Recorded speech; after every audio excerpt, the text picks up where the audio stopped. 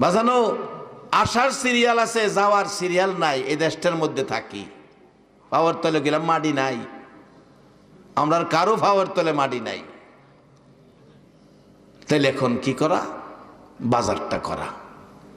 বাজারের পরামর্শ দিলেন হাসান বসরি রহমাতুল্লাহ আলাইহি শামাউনকে। কথাটা খেয়াল আছে?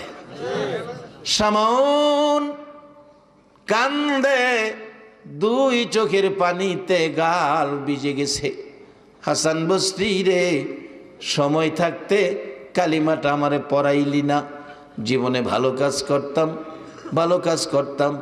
বলবেন হুজুর ভালো কাজ কোন ধরনের কাজগুলি বেশি ভালো? আমি না বলে আমার আল্লাহর কোরআনে আল্লাহ কি বলছে শোনেন। ওয়াকাদা রাব্বুকা আল্লা তা'বুদু ইল্লা ইয়্যা ওয়া বিল ওয়ালিদাইনি ইহসানা। আল্লাহ বলেন ইবাদত করো আল্লাহর, খেদমত করো মা বাবার। তাইলে বোঝা গেল ইবাদতের পরে সবচেয়ে ভালো কাজটা হলো মা বাবার খেদমত করা। বাবারা কেন মা বাবার খেদমত করবেন না?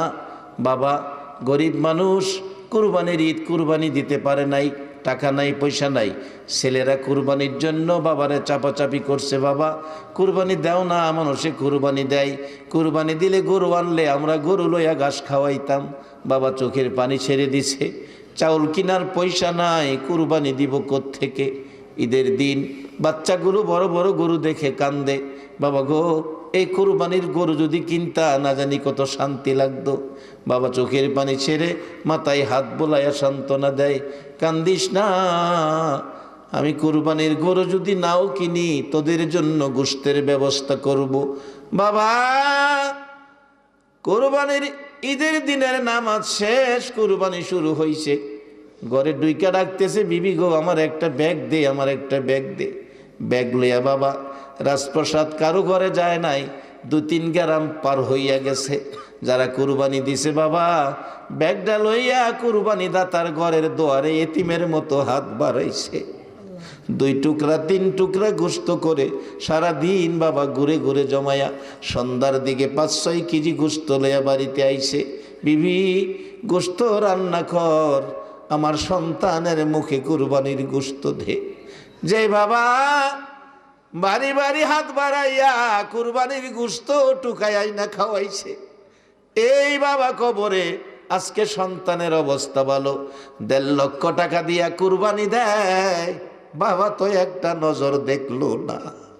এই বাবার জন্য আজকের মাহফিলে, ওই মার জন্য আজকের মাহফিলে 2টা হাত বাড়াইয়া 2টা চোখের পানি ছেড়ে ছেড়ে আল্লাহর শিখানো দোয়া তালাওয়াত করা, রব্বির হামহুমা কামা রব্বায়ানি সগীরা। নামাজের পরে সবচেয়ে ভালো কাজ হলো এটা। এরে বাবারা, শামাউন ডাকছে, রে হাসান বসরি, জীবনে ভালো কাজ করার সময় নাই। সময় যদি থাকতো রে কালিমাটা পড়ে জীবনে ভালো কাজ করতাম। শামাউন বলছেন জীবনে ভালো কাজ করার সময় নাই, কালিমাটা পড়লে লাভ হবে কি? হাসান বসরি বলেন জান্নাত পাবেন। জান্নাত পাবো গ্যারান্টি কি? গ্যারান্টি দিলেন মান ক্বালা লা ইলাহা ইল্লাল্লাহু ফাদাখালাল জান্নাহ। আমার নবীর দেওয়া গ্যারান্টি তোমাকে শোনায়া দিলাম। শামাউন বলেন হাসান বসরি রে, আমি কালিমাটা পড়ব, তুমি একটা গ্যারান্টি দাও, আমি যে কালিমা পড়লে জান্নাতি হব, একটা গ্যারান্টি দাও। কি গ্যারান্টি? কাগজের মধ্যে লিখিত দাও। কাগজের মধ্যে লিখিত দিলেন, আমার নবীর কালিমাটা পড়লে শামাউন জান্নাতি হবে। হাসান বসরি বলে দিলাম, এই কালিমাটা পড়লে জান্নাতি হবে, আমি হাসান বসরি বলে দিলাম। কাগজে লিখিত দাও। লিখিত দিলেন। এই শামাউন কাগজ হাতে লইয়া ডাকে, হাসান বসরি রে, আর দেরি করিস না, দে দে আমার কালিমা পড়াইয়া আখিরি নবীর উম্মত বানাইয়া দে। আখিরি নবীর উম্মত হইয়া আমার জীবন ধন্য করি। তারা আখিরি নবীর উম্মত হইয়া কালিমা পড়ে জীবন ধন্য করত, আর আমরা আখিরি নবীর উম্মত হইয়া করি দলাদলি। দলাদলি তো ইসলামে নাই। কই ফাইলেন দলাদলি? ইসলামে তো দলাদলি নাই। ইসলাম নিয়ে দলাদলি করবেন কোন অধিকারে? ইসলামটার মালিক তো আল্লাহ। ইন্নাদ-দীনা ইনদাল্লাহিল ইসলাম। আর এই ইসলামটা প্রচারের দায়িত্ব পাইলেন নবী মুহাম্মদুর রাসূলুল্লাহ। আল্লাহ বলছে ওমাই ইউতির রাসূলা ফাকাদ আতা আল্লাহ, তোমরা আমার এই রাসূলের কথাগুলি মানো, তাইলেই হবে আমি আল্লাহর কথা মানা। কারণ রাসূল বানায়া কোনো কথা বলে নাই, আমি যা বলাইছি তাই রাসূল বলছে। এখন আল্লাহকে যদি পেতে চান রাসূলের মাধ্যমে যান, রাসূলের মাধ্যমে যান। আল্লাহকে যদি পেতে চান, আমার রাসূলের আদর্শ ব্যতীত আল্লাহ পাওয়ার বিকল্প আর কোনো রাস্তা নাই। দলাদলি না বাজান, হিংসা বিদ্বেষ না, ধাক্কা ধাক্কি না, কে কোন দলের এটা না।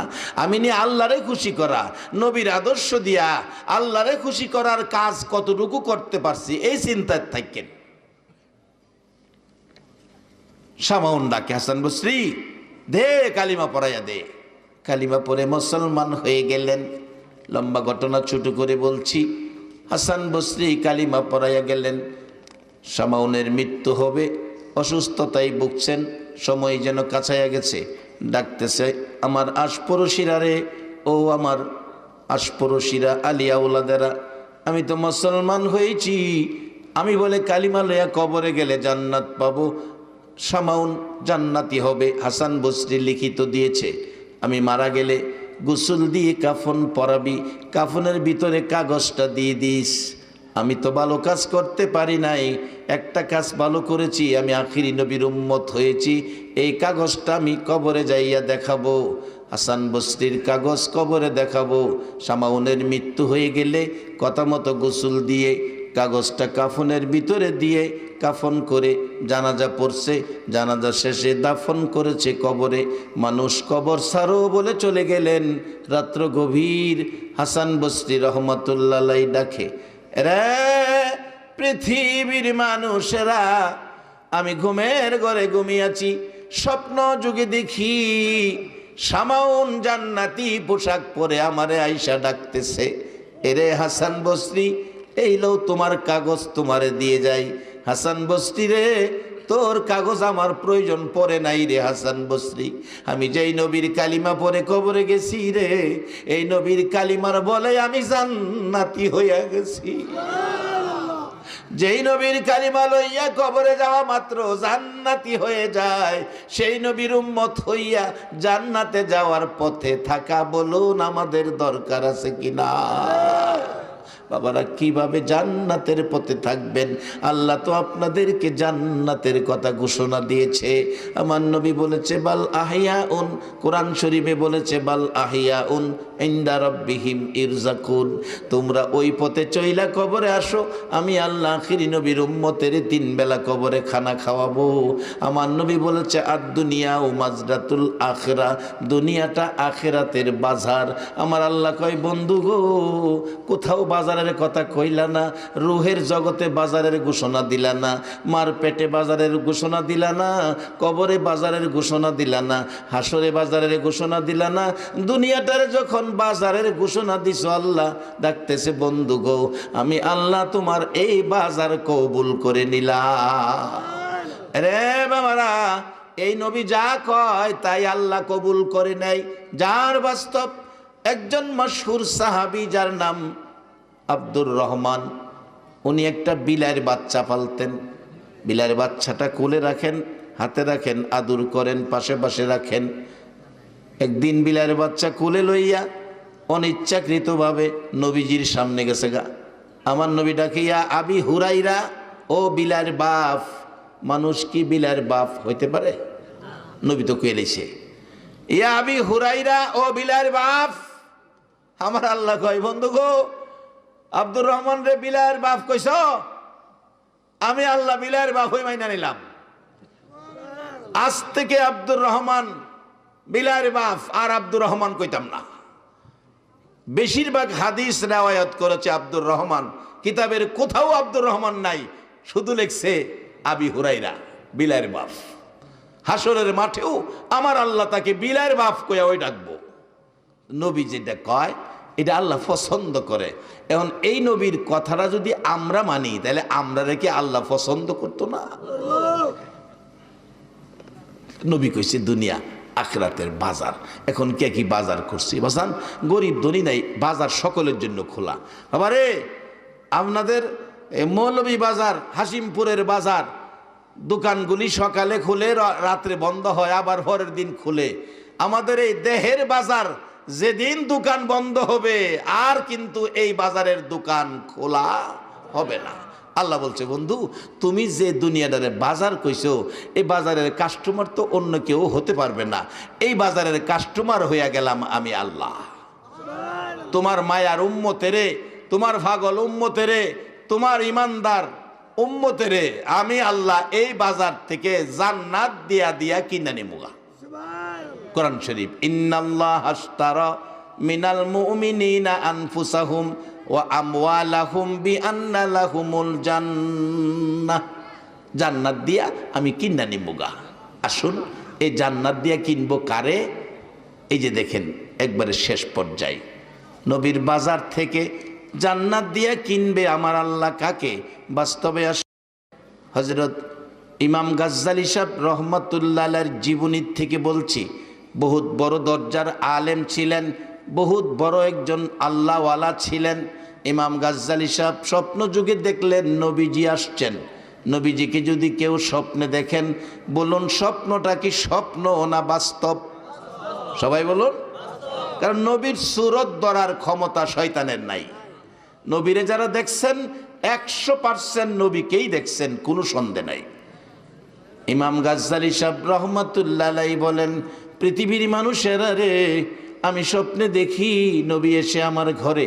বাবারা জানি না কোন দিন জানি, ও রায়পুরার ভাইয়ের আমার দেশি বন্ধুরা, কার ঘরে জানি গো মদিনার নবী আইসা যায়। রে গাজ্জালী, আমি নবী এসেছি তোমাকে একটা খবর শোনানোর জন্য। ইয়া রাসূলুল্লাহ, কি খবর বলুন? রে গাজ্জালী, খবর হলো তোমার পার্শ্ববর্তী মহল্লার একটা লোক যার নাম আব্দুর রহমান, আব্দুর রহমান নামের লোকটা মৃত্যুবরণ করেছে। আমি খবর দিয়ে গেলাম লোকটা জান্নাতি, জান্নাতি বেহেশতি। তুমি যাইয়া সকালে গোসল দিও, কাফন পরাইও, জানাজা পরে কবরে নামাইও। সকালবেলা মহল্লায় গেলেন, আব্দুর রহমান মারা গেছে। বাড়িটা কোনটা? সামনের বাড়ি। যাইয়া দেখে লোকেরা গোসলের ব্যবস্থা করবে, কাফন দাফন করবে, ব্যবস্থায় আছেন। বললেন আমিও আপনাদের সাথে আছি। লোকেরা কয়, হুজুর এত বড় একজন আলেম আল্লাহওয়ালা কিভাবে আমরা পাইলাম? হুজুর কিভাবে পাইলাম? আমরা তো কেউ আপনাকে খবর দেই নাই। ইমাম গাজ্জালী সাহেব বললেন, তোমরা খবর দাও নাই? এই লোকটার জীবনে ভালো কাজ করেছে, লোকটার জীবনে ভালো কাজ করেছে, হয়তো বা এমন কাজ করেছে যেই কাজে আল্লাহ রাসূল খুশি হয়ে গেছে। রে আব্দুর রহমানের আলী আওলাদেরা, আমারে মদিনার নবী এসে খবর দিয়ে গেছে। নবীজির খবর পাইয়া আমি এসেছি রে। আব্দুর রহমানের আলী আওলাদেরা, ঠিক আছে কাফন দাফন হবে। কাফন দাফনের আগে বলতেছে লোকটা জীবনে কি আমল করেছে যার বিনিময়ে নবী এসে খবর দিয়ে গেল। লোকেরা কয়, হুজুর লোকটা একজন কাঠমিস্ত্রি, এর বাইরে তো আর কিছু জানি না। তাহলে তার স্ত্রীর সাথে কথা বলতে হবে। পর্দা করে দাও। পর্দা করে দিলেন। পর্দার ভিতরে স্ত্রী, বাহিরে ইমাম গাজ্জালী। প্রশ্ন করে, মা তোমার স্বামী জীবনে এমন কি আমল করেছে যে আমলের বিনিময়ে নবী এসে জান্নাতের খবর দিয়ে গেল? ইমাম গাজ্জালী সাহেবের প্রশ্নের জবাব দিচ্ছে মহিলা, হুজুর আমার স্বামী একজন সাধারণ শ্রমিক, সাধারণ কাঠমিস্ত্রি, বড় আমল করতে আমি দেখি নাই। আমার স্বামী আলেম ছিল না, হাফেজ ছিল না, কাঠমিস্ত্রি ছিল। দুইটা আমল করতে দেখেছি। এই দুনিয়াতে বাজার করেছে দুইটা বাজার, দুইটা সদাই। কি বাজার করেছে, কি আমল করেছে? হুজুর আমার স্বামী কাঠ মিস্ত্রি, কাঠের কাজ করবে। দুইটা কাঠ কোনো কোনো জায়গায় একত্রে জোড়া দিতে হয়। জোড়ার পরিবেশ করে জোড়ার মাঝখানে লোহা তার কাটা মারবে। লোহা তার কাটা মারার জন্য হাতুড়ি উপরের দিকে উঠাইছে, আঘাত করবে। হুজুর এমন সময় যদি মসজিদের মিনারায় আল্লাহু আকবার ডাক পড়ে যায়, আমার স্বামী আল্লাহর কসম গো পিছনের হাতুড়ি আর সামনে আনে না। পিছনের হাতুড়ি পিছনে চাইরা দেয়, দৌড়াইয়া মসজিদের মেহমান হইয়া যায়। একটা আমল। হুজুর আর একটা আমল দেখছি কি, আমার স্বামী কোরআন পড়া জানতো না, কোরআন পড়া জানতো না, কিন্তু কোরআনের মহব্বত আমার স্বামী ছাড়তো না। হুজুর এশারের নামাজ পড়ে ঘরে আইসা অন্য মানুষ খানা খায়, বিছানায় শুয়ে যায়, আমার স্বামী আব্দুর রহমান ঘরে আইসা বিছানায় শুই না, খানা খাইতে চায় না।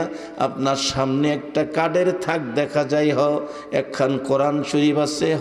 হুজুর আমার স্বামী ঘরের ভিতরে আইসা গো টান দিয়া কোরআন শরীফটা বুকে লাগাইয়া পাগলের মতো কান্দে, আর চোখের পানি ছেড়ে ছেড়ে ডাকে, প্রভু এমন আমি হইলাম, এমন আমি হইলাম, তোমার কোরআন দেখি, আমি তো পড়তে পারি না, পড়তে জানি না। কোরআন বুকে লইয়া কান্দে, কোরআন পড়া জানে না, কিন্তু কোরআনের মহব্বত ছাড়ে না। ওজন আমি দেখছি কোরআন বালিশের উপর রাইখা পৃষ্ঠা পৃষ্ঠা উল্টায় এতিমের মতো কান্দে, চোখের পানিতে কোরআনের পাতা ভিজে যায়।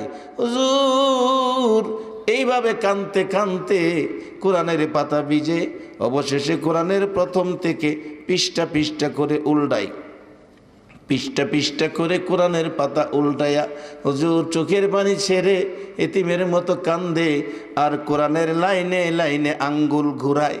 হুজুর আঙ্গুল ঘুরাইয়া ঘুরাইয়া কান্দে। এইভাবে ৩-৪ পারা কোরআনের লাইনের উপর আঙ্গুল না ঘুরাইয়া আমার স্বামী কোনো দিন ঘুমায় না। ইমাম গাজ্জালি বলেন, রে মা, রাসূল এসে খবর দিয়ে গেল, এই 2টা আমলের বিনিময় তোমার স্বামী জান্নাতি হয়ে গেল। আগেকার দিনের মা চাচিরা কোরআন পড়তো, ফজরের নামাজ পড়তো, ফজরের নামাজ পড়ে সূরা ইয়াসিন পড়ছে, সূরা রহমান তালাওয়াত করে রান্নাঘরে গেছে। মা গো মেয়ে লোকেরা, এখনো যদি আবার তোমরা ফজরের নামাজ পড়ে সূরা ইয়াসিন সূরা রহমান পড়ে রান্নাঘরে যাও, তোমার সন্তানগুলো নামাজি হবে, নেককার হবে, নম্র হবে, ভদ্র হবে, কোরআনের মাহফিল সাজাবে। রাত্র 3টা বাজে কোরআনের মাহফিলে কোরআনের মহব্বত লইয়া বসে থাকবে, আর আমার আল্লাহ এই বাজার থেকে জান্নাত দিয়া নবীর উম্মতের খরিদ কইরা নিবে। আল্লাহ আমাদেরকে এই মাহফিলের উসিলায় সে পথের পথিক করুক, সকলে বলুন আমিন। বাবারা, এই মাহফিলের আয়োজন যারা করেছে, এই জনাব কালু মুন্সি সাহেবের বাড়ি, মুন্সি বাড়ির পক্ষ থেকে আয়োজিত এই মাহফিল আল্লাহ যেন কবুল করেন। এই মাহফিলে যারা কষ্ট করেছে প্রত্যেককে যেন আল্লাহ কষ্টটা, আপনাদের আশাটা, বসাটা, আল্লাহ বলছে ভালো কাজ করলে জান্নাত পাবে, এই ভালো কাজের সাথে ভালো কাজের খাতাই যেন আমাদের নামটা উঠাইয়া দেন, সকলে বলুন আমিন। বাবারা, রাত্র বেশি হয়ে গেছে, সারা রাত মাহফিল, এটা সব সময় সব জায়গায় হয় না। সারা রাত মাহফিলের হইল যারা বড় বড় পীর সাহেবদের দরবার আছে, ওই সমস্ত দরবারগুলিতে মাহফিল সারা রাত চলে। যেমন আমাদের রামনগরের মাহফিল সারা রাত চলে।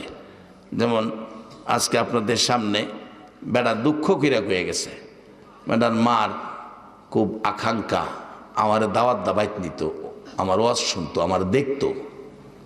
শুনছেন না, মুরাদ সাহেব কইছে না, বেটা দুঃখ কিরা গেলাম কইছে। দুঃখ কিরা কইলে কি বো, যেমন এইবার দুঃখ কিরা 1 বছর আগের থেকে কইতেছে, মানে 1 বছর আগে যে তারিখ কইছে ডিসেম্বরের 16, এটা আমরা রামনগরের সোনাকান্দা হুজুরের মাহফিল।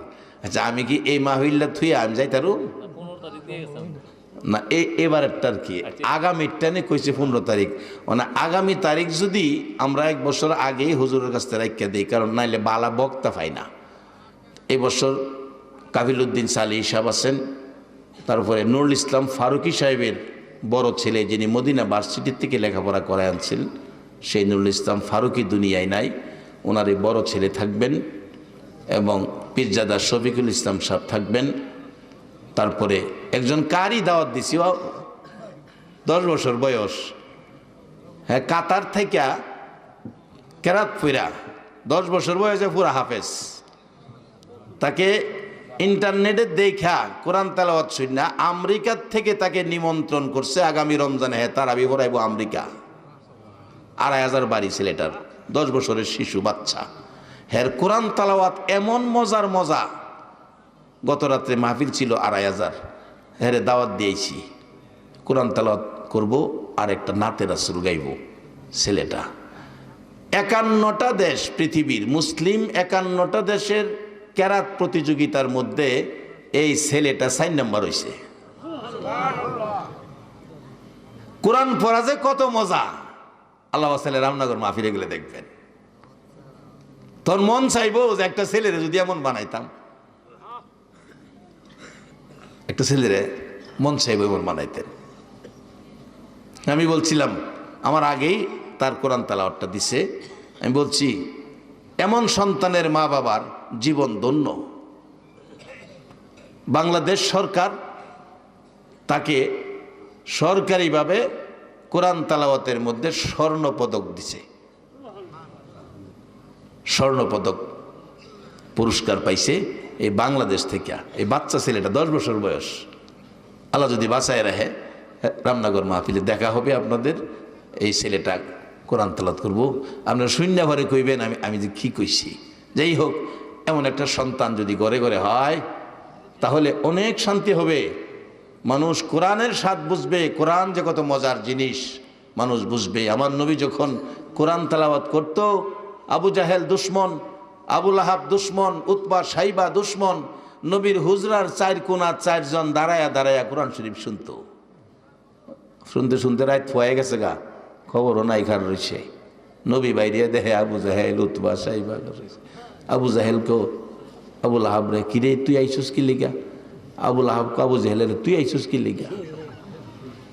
মুহাম্মদের কোরআন এত মজা, না শূন্য ফারি না, বিপদে ফিরাইছি। আমরা যদি আই মুহাম্মদের বিপক্ষের লোক, তো আমরা নেতা মানতো না, কালকার থেকে হারাইতাম না। কসম কাট, একটার কানো আর একটা দুইটা কসম কাটছে, কাল হারাইতো না। যখন রাইত হইছে, মুহাম্মদের কোরআন তালাওয়াতের কথা মনে হয়ে গেছে। আবু জাহেল কয়, যেইভাবে কানো দুইটা টাইনা কসম কাটছি, আবু লাহাব আইতো না, আমি একা একা হইনাই পুরি। আবু লাহাব কো, আবু জাহেল তো হেরা জুতা দাবাই দিলে আইতো না, আমি একা একা হইনাই পুরি। উতবাকে সাইবা আইতো না, সাইবাকে উতবা আইতো না। কিন্তু আবার গিয়া 4 জনই 4 কোণার মধ্যে খারুই আমার নবীর কণ্ঠে কোরআন শরীফ শুনে। কত মজা যে আমার নবীর কণ্ঠের কোরআন। আল্লাহ আপনাদের বেহেশতের ভিতরে শোনাইব। বেহেশতে একটা ওয়াজ মাহফিল করব। ও সুবেল মুন্সি বাড়ির পক্ষ থেকে আয়োজিত মাহফিলের সার্বিক তত্ত্বাবধানে চিনি এই মাহফিল আয়োজন করেছ।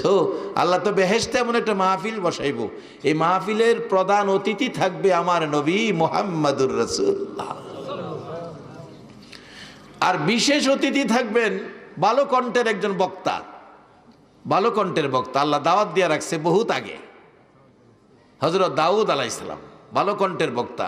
ভালো কণ্ঠের বক্তা আল্লাহ নিজেও পছন্দ করে, এই দাওয়াত দিয়ে রাখছে। কত আগে দেখেন দাওয়াত দিয়ে রাখছে দাউদ আলাইহিস সালাম। দাউদ আলাইহিস সালামের কণ্ঠে সেদিন জাবুর কিতাব নয়, কোরআন শরীফ তালাওয়াত করবে, তারপরে আমার নবীর তালাওয়াত। হাইরে কি যে মজা! আল্লাহ আপনাদেরকে সেই মেহমান হিসাবে কবুল করুক আজকের মাহফিলের খাতিরে। সকলে বলুন আমিন। অবশেষে আল্লাহ বলবেন, আমার কোরআন তোমরা তেলাওয়াত করেছো, এত মজা পাইছো, এবার আমার কোরআন আমি আল্লাহ নিজে তেলাওয়াত করব। কিতাব আসছে সূরাতুর রহমান, আর রহমান আল্লামাল কোরআন। আল্লাহ নিজে সেদিন তেলাওয়াত করবে, কারণ কোরআন যে কত মজা। আল্লাহ আমাদের কোরআনের পক্ষে কবুল করুক। কোরআন পড়া জানে না, কোরআন বুকে লইয়া কান্দে, আঙ্গুল গুরাইয়া চোহের পানি ছাইরা জান্নাতি হয়ে গেছে আব্দুর রহমান।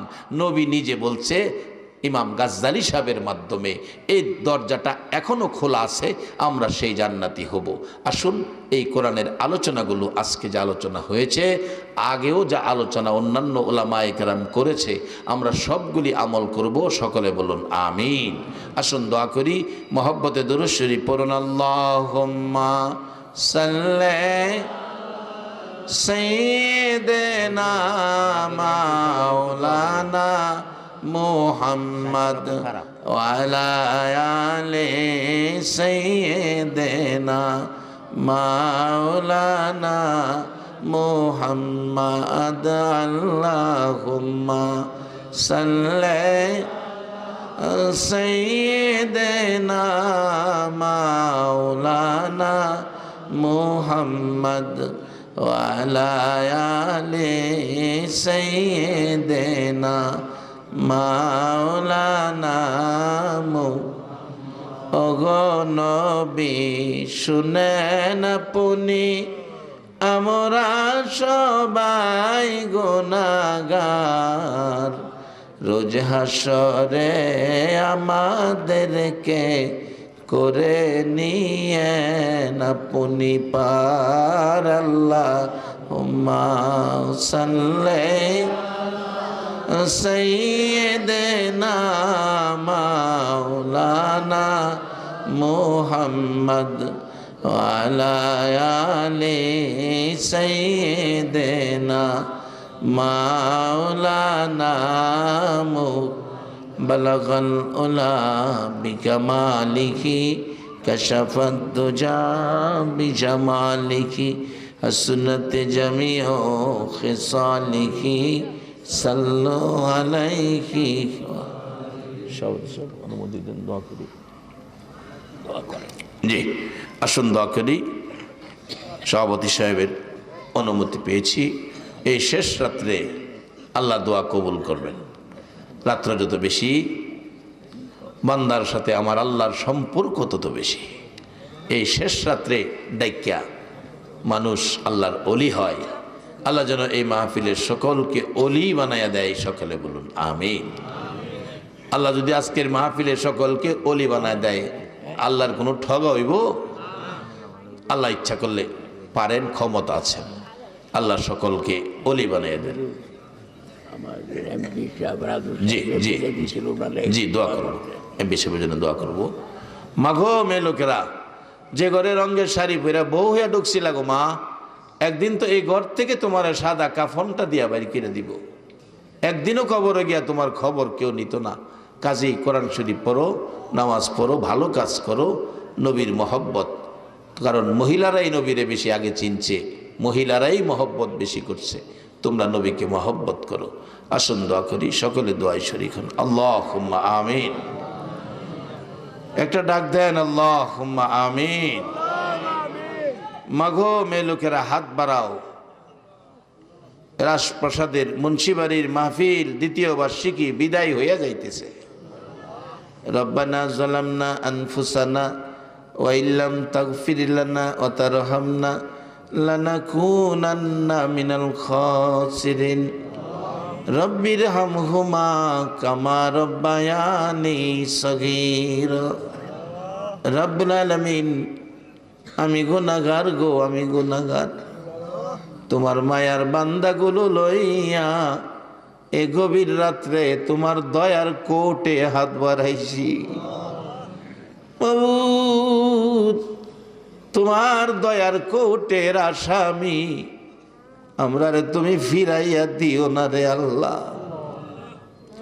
জানিয়া না জানিয়া ইচ্ছা অনিচ্ছাই প্রকাশ্যে গোপনে যা গুনাহ করেছি আজকের মাহফিলের খাতিরে মাফ করে দাও আল্লাহ আরেকটা দরখাস্ত করি তুমি রাগ হইও না তুমি যদি রাগ হও আমরার মনের দুঃখ কার কাছে বলবো বাবু জানি না এই মাহফিলে যারা হাত বাড়াইছে কার জানি বাবা নাই রে ও বাবা কুরবানির ঈদে সন্তানের 2 টুকরা গোশত খাওয়াইবা বাড়ি বাড়ি যায় হাত পাচ্ছ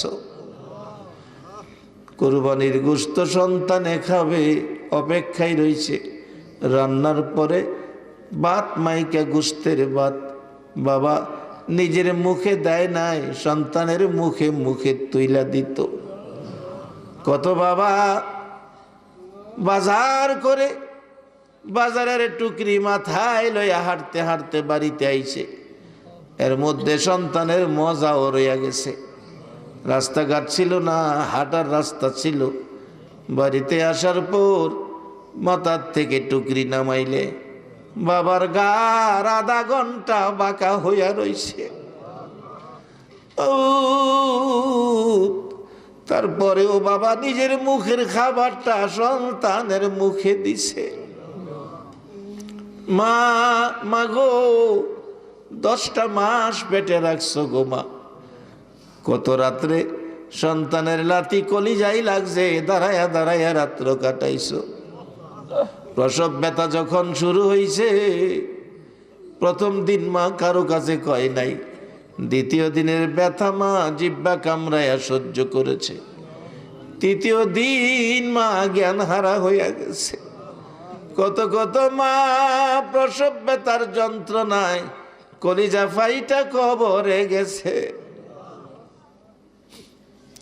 সন্তান ভূমিষ্ঠ হলে মা জ্ঞান হারা হয়, কান্নার আওয়াজ শুনলে মার জ্ঞান ফিরে যায়। মা 2টা হাত বাড়ায়, কই আমার সন্তান আমার কোলে দে। মহিলারা বলছে গোসলটা করাইয়া তোমার কোলে দিব। মা জবাব দিত, মহিলারা রে গোসল না, আমার কোলে দে।